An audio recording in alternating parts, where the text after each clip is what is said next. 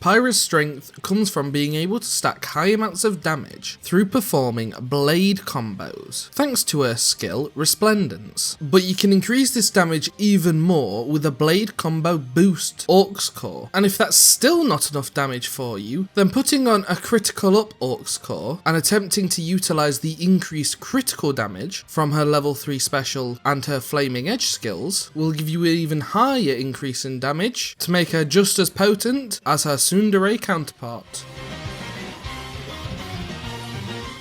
Brighid is the main agility tank of Xenoblade Chronicles 2, and this means her strengths obviously lie in being able to avoid attacks, but her greatest strength comes in the form of her skill Warpire. To ramp up Warpire's effects as quickly as possible, try spamming level 1 specials to build up lots of aggro on yourself so that you can evade the incoming attacks. Using Affinity Max Evade should be an obvious choice to help increase the effects of this skill as quickly as possible, but another option is also Swift Evasion, as you can use it to set up Brighid's skill similar how you'd set up an overclocking bangle.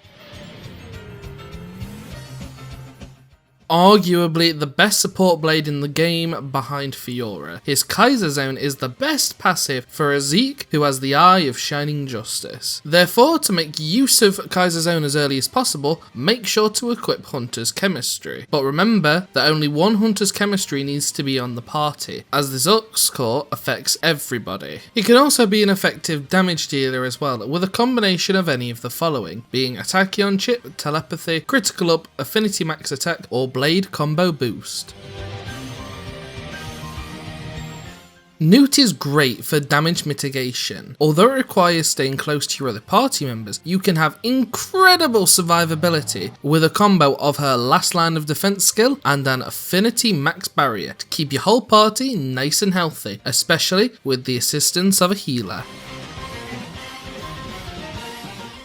Perdido is primarily based around auto-attack damage, and it therefore stands to reason that this is the area that we want to enhance. So things like auto-attack stealth, galaxy cube, and a breakstone should be obvious, but I also recommend using a diamond to heal with each auto-attack. This is very useful, as not only will you heal twice, as your auto-attack technically goes off each time, but if the enemy has a spike, this small bit of healing will offset the damage, as in this case hitting twice would kill you faster by taking 2 stacks of spike damage instead of 1.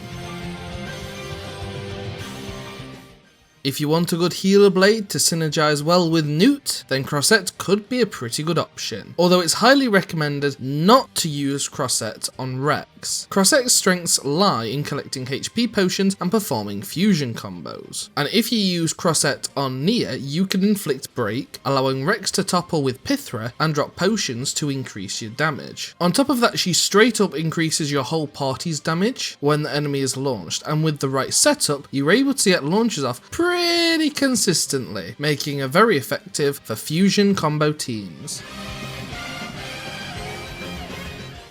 Poppi QT should be used as your emergency save blade, with her plethora of options to help you completely evade damage. Her skill Velocity Gear paired with Affinity Max Evade and Evasion mod will help you evade most attacks in most situations, but if that's still not enough, then Scattershot grants full evasion during the art, giving you plenty of survivability if things get hairy.